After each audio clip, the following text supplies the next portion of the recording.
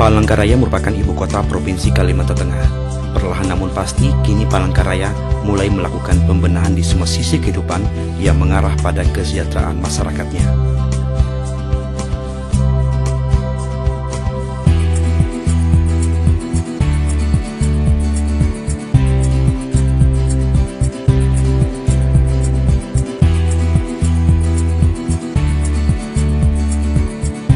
Sungai kecil maupun besar yang panjang juga menjadi faktor penentu bagi masyarakat. Bahkan, bukan hanya itu, hutan belantara pun memiliki nilai ekonomis dalam mendukung program pembangunan.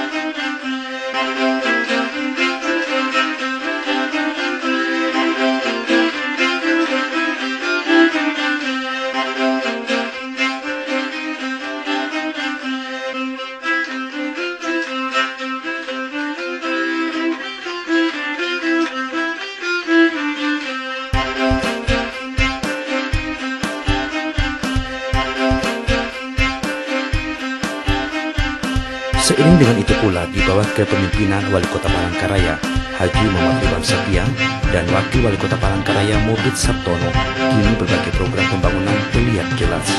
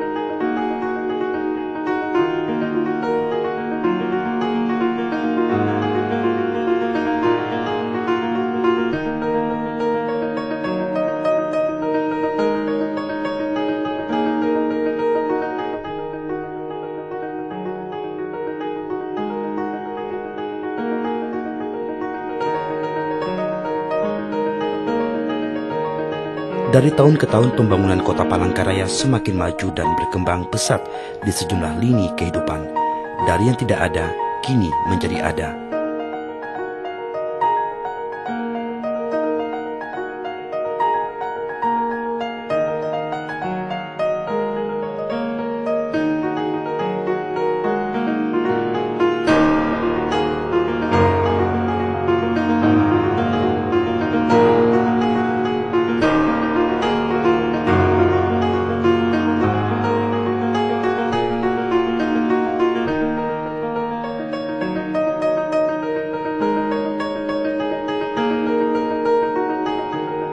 Di sektor kesehatan misalnya, mulai dari pembangunan sumber daya manusia bagi tenaga medis, penambahan dokter, hingga pelayanan yang bermutu bagi sang pasien.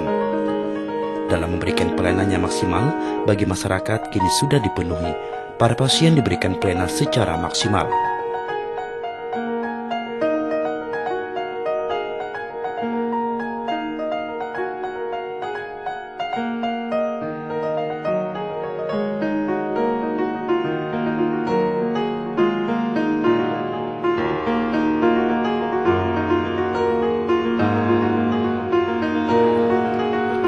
Di sektor pendidikan pun juga menjadi ujung tombak sebuah kemajuan daerah.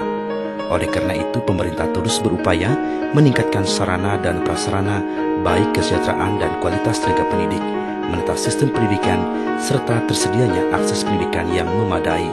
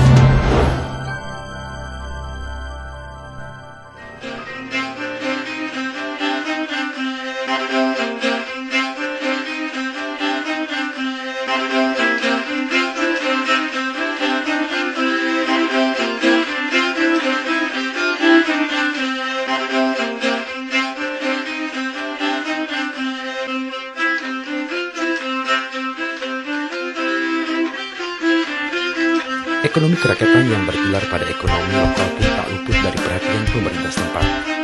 Bahkan keberadaan pasar kini juga ditingkatkan sebagai salah satu wadah penggerakkan perekonomian masyarakat dari berbagai sektor.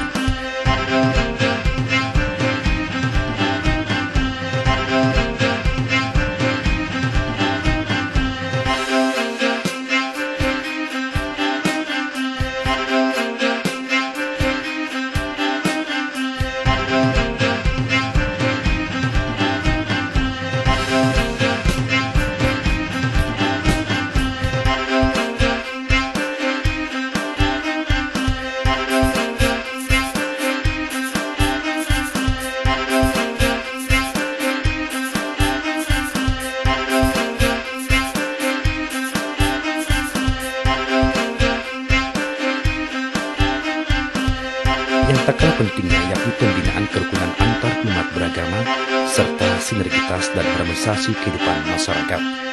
Dalam upaya memberikan rasa aman, nyaman kepada masyarakatnya, saat ini pemerintah setempat juga berupaya meningkatkan pembangunan dan terbukanya isolasi serta dampaknya.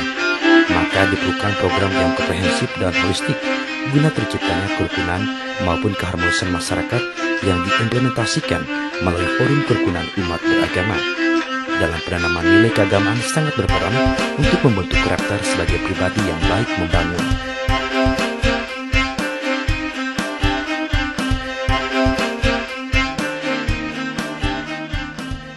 Melaksanakan kajian terhadap hal-hal yang sudah dilaksanakan dan hal-hal yang akan dilaksanakan ke depan. Pemerintah Kota Palangkaraya atau Kota Palangkaraya sudah berusaha maksimal untuk menyusun rencana pembangunan jangka pendek, jangka menengah, dan jangka panjang. Untuk jangka pendek, 1 tahun ke depan, pemerintah Kota Palangkaraya untuk tahun 2014-2015 sudah mengarah kepada penataan kawasan taman-taman kota dan juga penataan kawasan-kawasan lingkungan pembangunan yang ada. Karena Kota Palangkaraya saat ini sudah menjadi sebuah kota yang maju, kota yang menjadi pilihan kepada tamu-tamu kita, sehingga berbagai hal, berbagai sektor di sisi ekonomi, peningkatan sektor ekonomi, kuliner, dan fasilitas-fasilitas lain juga akan seiring dengan perkembangan jumlah penduduk, perkembangan fasilitas infrastruktur, dan harus diiringi juga dengan pelayanan publik yang ada di Kota Palangkaraya. Memang selama ini kita akui bahwa pembenahan dalam kota memang cukup terbatas, namun kita ke depan, karena ini adalah bagian yang memang menjadi tanggung jawab kita bersama, terutama pemerintah daerah dan seluruh masyarakat, masalah kebersihan kota, kemudian taman-taman kota, ya ini yang akan menjadi prioritas kita untuk jangka pendek dan 4 tahun, 5 tahun ke depan. Nah, berkaitan dengan kesejahteraan, hal ini juga akan menjadi prioritas. Persoalan lingkungan hidup, nah ini juga menjadi hal yang harus kita benahi ke depan, terutama untuk menjaga kelestarian sumber daya alam yang ada, terutama potensi-potensi air, potensi ikan air tawar kita yang menjadi bagian yang tidak bisa kita pisahkan untuk dunia perekonomian dan industri pariwisata yang ada di wilayah Kota Palangkaraya. Kaitannya dengan penataan tadi, Palangkaraya di samping menata kawasan-kawasan pemukiman yang ada seperti kawasan padat penduduk di daerah-daerah bantaran Sungai Kahayan, kita jadikan kawasan ini adalah kawasan untuk kampung wisata, kawasan untuk kampung wisata. Kemudian juga di kawasan tersebut kita juga akan melakukan penataan, terutama di kawasan Jembatan Kahayan, kawasan Lamboyan, dan kawasan di Pahandut Seberang, serta kawasan di Pelabuhan Rambang. Nah, salah satu dari beberapa kawasan itu yang juga sangat pesat pertumbuhannya adalah kawasan di Kelurahan Pahandut Seberang. Dan itu tahun 2015 kita juga nanti akan menata kawasan Pahandut Seberang itu menjadi salah satu alternatif untuk menyediakan fasilitas kuliner. Jalan Yosudarso akan kita pelan-pelan kita geser fungsinya, tidak hanya Jalan Yosudarso untuk tempat kita kawasan kuliner, tetapi di Pahandut Seberang akan juga alternatif yang akan kita lakukan. Selain itu, pemerintah Kota Palangkaraya juga ingin menertibkan dan menata untuk kawasan danau dan sungai, dan kita untuk menjaga lingkungan yang ada ini tetap terpelihara. Ini merupakan bagian dari sumber kearifan lokal, dan ini juga merupakan potensi yang harus kita jaga dan kita kembangkan untuk yang akan datang.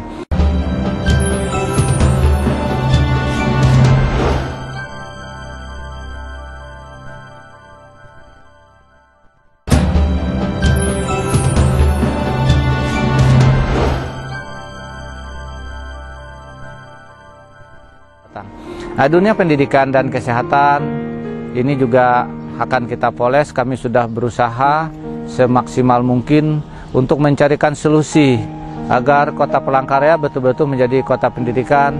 Persoalan-persoalan pendidikan, baik itu infrastruktur, baik itu masalah sumber daya, tenaga pengajar, tenaga pendidik, maupun mutu pendidikan kita yang ada di daerah pinggiran, kemudian juga daerah atau sekolah swasta yang selama ini juga cukup terjadi kesenjangan antara kualitas dan kuantitas yang ada di daerah pinggiran dan sekolah-sekolah swasta yang ada di Kota Palangkaraya. Kita akan melakukan terobosan, kita akan melakukan kajian. Selama ini sekolah-sekolah kita yang ada ini terfokus pada kawasan tertentu dan secara keamanan dan lain-lain itu cukup menjadi perhatian kita karena sekolah itu jauh dari tempat pemukiman, maka juga ada risiko transportasi dan lain-lain. Nah, ke depan kebijakan kita, sekolah-sekolah yang ada ini akan kita kaji ulang, akan kita peta. Sekolah-sekolah akan kita dekatkan dengan kawasan-kawasan pemukiman sehingga kita kita mengurangi risiko transportasi, kita mengurangi kemacetan, dan kita ingin adanya pelayanan dekat dengan masyarakat. Di bidang kesehatan, kita juga sudah berusaha bagaimana meningkatkan pelayanan di tengah-tengah masyarakat. Status puskesmas yang ada di sana, status pelayanan kesehatan yang ada di daerah-daerah itu akan kita pelan-pelan kita tingkatkan, baik infrastruktur maupun sumber daya yang ada di Kota Palangkaraya. Nah, kaitannya dengan tata kota, kami juga berusaha agar kota ini ke depan, untuk anak cucu kita ke depan, ini bisa menjadi kota yang tertata sesuai dengan moto kota cantik. Cantik itu ya terencana, aman, nyaman, tertib, indah, dan keterbukaan. Nah, ketika ini bisa kita wujudkan, ketika ini bisa kita rumuskan sebuah kebijakannya, regulasinya, maka kita berkeyakinan kota ini menjadi kota masa depan, kota yang betul-betul sesuai dengan harapan para pendahulu kita yang lalu, kota cantik. Kami melakukan pemetaan kawasan dan membangun jaringan-jaringan transportasi yang bisa untuk kepentingan masa depan. Jadi ini sudah kita mulai dengan beberapa tim ahli, dengan beberapa lembaga yang memang sudah mempunyai sertifikat, yang sudah mempunyai standar dalam rangka untuk merumuskan tentang perencanaan perkotaan. Lain-lain masalah kebijakan umum, saya juga menyampaikan Palangkaraya relatif kondusif secara politis. Kita sudah melalui proses-proses demokrasi, terutama legislatif, kemudian juga pemilihan presiden dan wakil presiden yang lalu. Situasi kita aman, terkendali, dan kondusif sampai hari ini. Harapan kami kondisi yang begini, mari kita jaga dengan baik, mari kita pelihara dengan baik. Nah, masalah kerukunan antar umat beragama ini sangat baik, dan ini kita harapkan bisa kita pertahankan, bisa kita perbaiki, bahkan bisa kita tingkatkan untuk ke depan.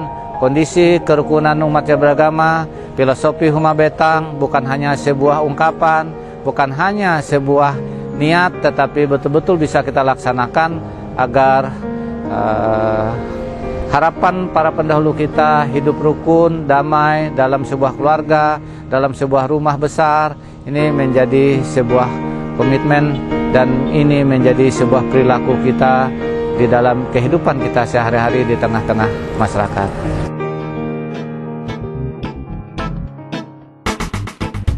Tak heran jika dalam visinya tertulis terwujudnya Kota Palangkaraya sebagai kota pendidikan, jasa, dan wisata berkualitas, tertata, dan berwawasan lingkungan menuju masyarakat sejahtera sesuai falsafah Huma Betang.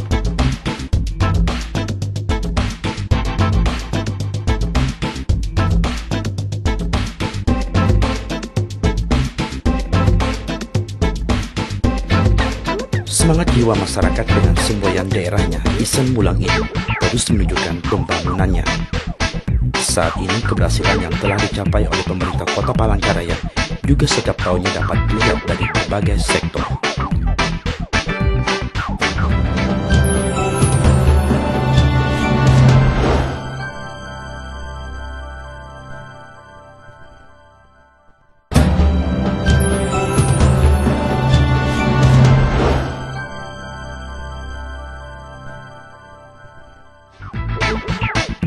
Di antaranya sektor pertambangan, yakni Kota Palangkaraya memiliki potensi seperti batu bara, zirkon, pasir, kaolin, dan juga emas.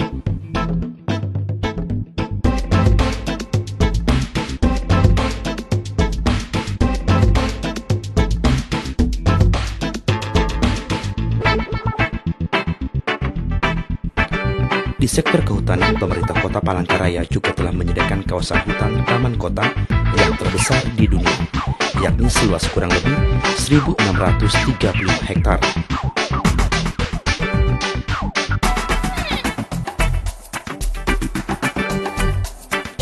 Di sektor perkebunan, selain perkebunan sawit, kini juga mulai dikelola kebun karet. Di sektor pertanian tanaman pangan, selain palawija, juga dikembangkan tanaman padi gogo yang diharapkan mampu meningkatkan kesejahteraan bagi petani.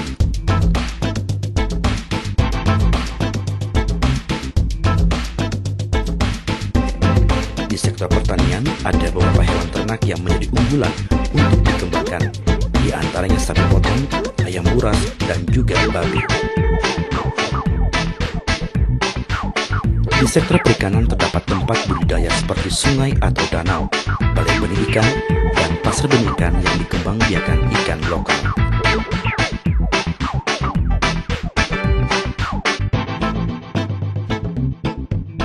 Di sektor industri besar terdapat pabrik karet yang hasilnya diekspor ke luar negeri, di mana bahan baku disuplai dari Kalimantan Tengah dan juga Kalimantan Selatan.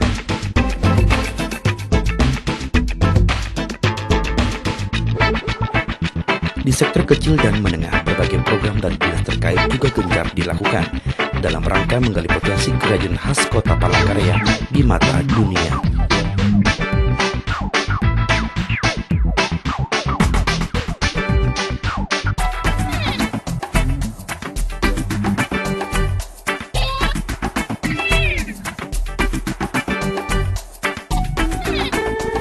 Di sektor pariwisata, Palangkaraya pun terus menggenjot mitra kerja untuk bersama membangun kawasan wisata yang menjadi unggulan. Keberadaan kekayaan flora maupun fauna inilah menjadi daya tarik bahwa Kota Palangkaraya juga menjadi salah satu tujuan turis lokal maupun mancanegara datang untuk berkunjung.